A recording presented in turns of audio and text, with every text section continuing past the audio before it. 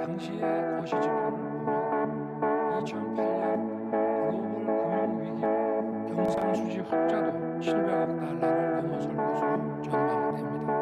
그 여사님도 대통령님 취임 이후에 명태균 씨와 수시로 연락했다라는 주장이 나오고 있습니다. 명태균 씨의 녹취에 기반한 여러 의혹들에 대해서 최근 여사님과 관련해서 계속 제기되어 온 의혹들이 결국은 국정에 관여했는지 여부로 직결되는 것 같습니다. 제가 제 아내 휴대폰을 좀 보자고 이렇게 할 수는 없는 거라 제가 그냥 물어봤습니다. 이런 그 논란들이 있기 때문에. 그런데 제 아내는 어쨌든 제가 일단 대통령에 당선이 되고 또 취임하고 하면은 하여튼 좀 그 전하고는 이 소통 방식이나 이런 게 좀 달라야 된다고 얘기를 하니까 본인도 많이 줄인 것 같고 한 몇 차례 정도 문자나 이런 걸 했다고는 얘기를 합니다. 그런데 제가 이 자리에서 그걸 공개하기는 좀 그런데 좀 일상적인 것들이 많았고요. 그렇습니다. 그래서 몇 차례 없는 거로 알고 있습니다. 저는 명태균 씨한테 무슨 여론조사를 해달라는 얘기를 한 적은 없습니다. 그리고 명태균 씨나 또는 우리 당의 정치인들이 이제 여론조사 발표된 거라든지 또는 요거는 내일 발표될 예정인데 그냥 알고만 계시라 이런 얘기들은 선거 때 수도 없이 받았고요. 그리고 제가 여론조사를 조작할 이유도 없고 여론조사가 잘 나왔기 때문에 늘 그거를 조작할 이유도 없고 그리고 또 잘 안 나오더라도 그거를 조작한다는 거는 그거는 전 인생을 살면서 그런 짓은 해본 적이 없습니다. 그러고 정부 들어와서도 명태균 씨한테 그러면 맡기지 않았냐 하는 의혹 기사가 있다고 제가 보고를 받았는데 저는 기본적으로 대통령실에서 여론조사를 할 때 국민 세금 가지고 대통령 무슨 지지율 조사 같은 거 하지 말라 그랬습니다. 처음에는 정무수석들이 첫 번째 수석이나 두 번째 수석이나 이렇게 정무수석이 이렇게 가끔 그래도 하더라고요. 그래서 제가 이런 거 하지 마라. 정책을 여론조사를 해라. 그래서 저게 아마 1년에 예산이 이렇게 많지는 않은 것 같은데 저희 정부는 정책을 중심으로 해서 이 정책에 대한 국민들의 반응이 어떤지 그걸 주로 하지 대통령 지지율 조사는 정말 지금까지 5손가락 안에 했던 것 같고 그리고 그거 들고 와서 제가 다음부터는 이런 거 하지 말라고 그랬습니다. 네. 그러니까 여론조사는요. 그리고 처음부터 다 계약 가계약 단계부터 전부 그 절차를 밟아서 하는 거지 나라 돈 쓰는 것이 그렇게 간단한 건 아니라는 점을 말씀드리고요. 그리고 공천 문제는 공천 개입이라고 하는 것에 이제 정의도 따져봐야 됩니다. 예를 들어서 제가 당선인 시절에 지방선거와 동시에 시행하는 대선과 동시에 시행한 국회의원 재보궐선거가 몇 개 있었고요. 또 6월 1일 지방선거와 동시에 하는 또 국회의원 재보궐선거가 있는데 대개 그 재보궐에 나갈 사람들은 거의 정해져 있습니다. 그걸 새롭게 이렇게 대규모 총선을 할 때 같이 인재영입위원회 만들고 공천심사위원회 엄정하게 해서 채점하고 이렇게 하는 것이 아니라 어느 정도 비스슨하게 하지만 대개 그거는 정해져 가지고 당시에도 저는요 그 당선인 시절에 그 2달 동안 우리 경호원들이 저한테 그랬습니다. 당선인이 이렇게 늦게까지 일하는 거 처음 봤다고. 정말 안가에서 새벽 한 2시까지 그 장차관과 차관급에 대한 인사 또 필요하면 인터뷰도 직접 해야 되고 그런 시기이기 때문에 그런 당에서 진행하는 공천을 가지고 제가 왈가불가할 수도 없고 또 인수위에서 진행되는 걸 꾸준히 보고받아야 되고 저는 저 나름대로 그야말로 고3 입시생 이상으로 바빴던 사람입니다. 그리고 오히려 뭐 당에서 어떤 그 공천을 진행해 나가는데 좀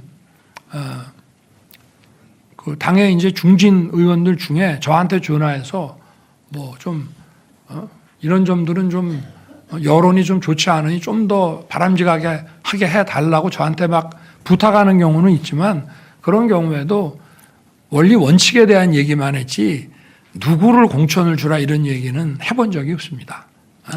그러니까 그 전화 그 내용이라 그게 뭐 전화 내용인지 아니면은 저 텔레그램 통화를 뭐 녹음을 한 건지는 잘 모르겠습니다만은 하여튼 저는 오랜만에 한 몇 달 전에 저한테 좀 많이 소원했을 것 같아서 저도 받았고 뭐 하여튼 그래도 고생했다는 얘기 한마디 한 것 같고 그리고 무슨 공천에 관한 얘기한 기억은 없습니다만은 했다면은 당에 그냥 이미 정해진 얘기 아마 그 시기에는 거의 정해졌을 것이고 뭐 다른 선택의 대안도 없고 당에서도 아마 공관위와 최고위에서 딱딱 찍어서 전략공천으로 마무리를 다 지은 것 같은데요. 그래서 뭐 그렇다는 점을 말씀드리고 뭐 예를 들면 총선 때도 마찬가지입니다. 사람들이 이렇게 뭐 누구누구가 좋다 해가지고 저한테 알려주면 저는 그대로 인재영입위원회에다가 그냥 패스시켰습니다. 누구를 꼭 공천 줘라라고 그렇게 사실 얘기할 수도 있죠. 그게 무슨 뭐 외압이 아니라 의견을 얘기하는 거지만 그러나 과거에도 뭐 대통령 얘기한다고 되는 것도 아니고 그래서 근데 정말 그 인수위 시절에 당선인 시절에는 그 뭐 공천 문제 가지고 뭐 할 정도로 저도 정말 시간적 여유도 없었습니다. 더구나 그날이 뭐 취임 전날이라고 하는데 취임 전날 제 기억에는 그 취임식에 오는 외교 그 특사들을 응대하는 데만 하루 종일 제가 했던 것 같은데요. 하여튼 뭐 그렇습니다. 솔직하게 다 말씀드리는 겁니다. 그리고 또 뭐 산단 창원 산단 문제. 창원 산단을 포함해서 한 10몇 개의 국가 산단은요. 제 대선 공약입니다.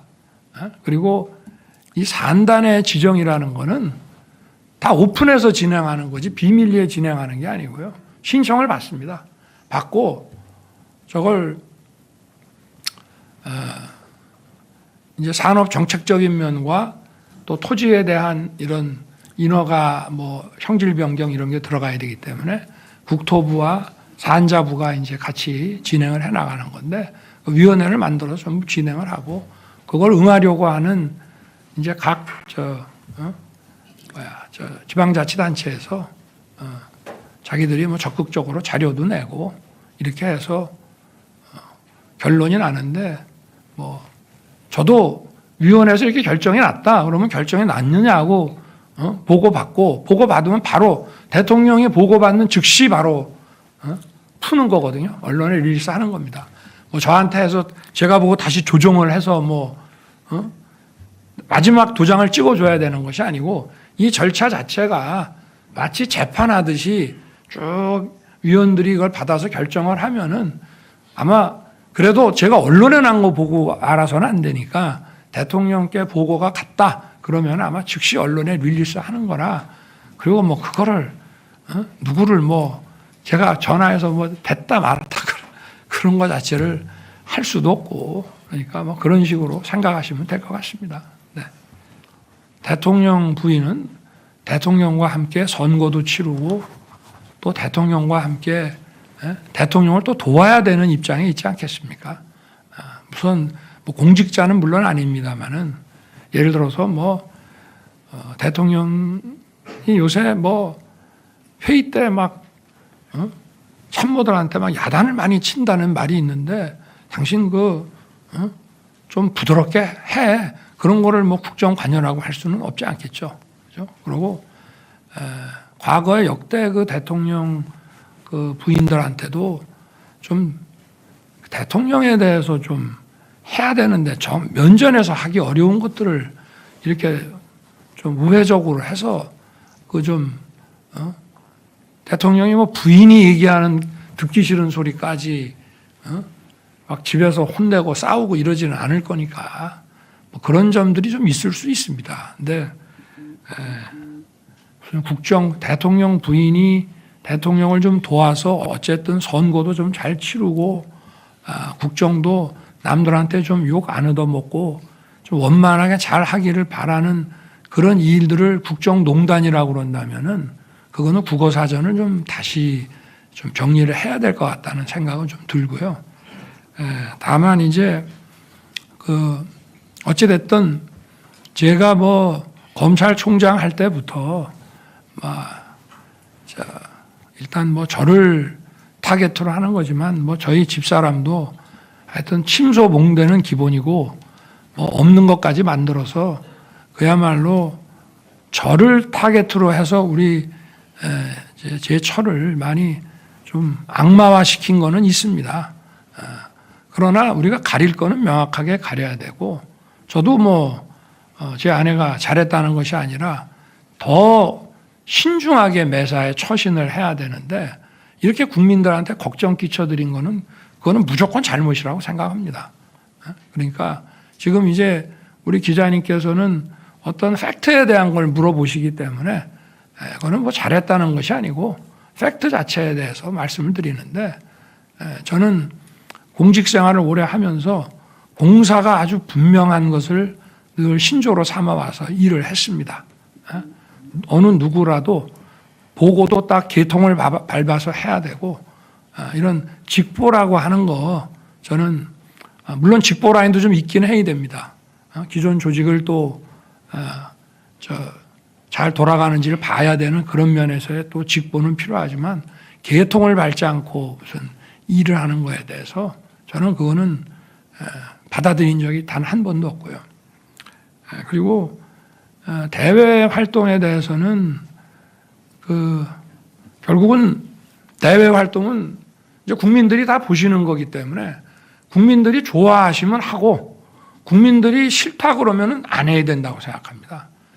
그래서 뭐 지금의 여론을 충분히 감안하고 또 그렇게 해서 어떤 외교 관례상 또 어떤 뭐 국익 활동상 반드시 해야 된다고 저와 제 참모들이 판단하는 일을 제외하고는 사실상 중단해 왔습니다. 그리고 앞으로도 이런 기조를 계속 이어갈 것입니다.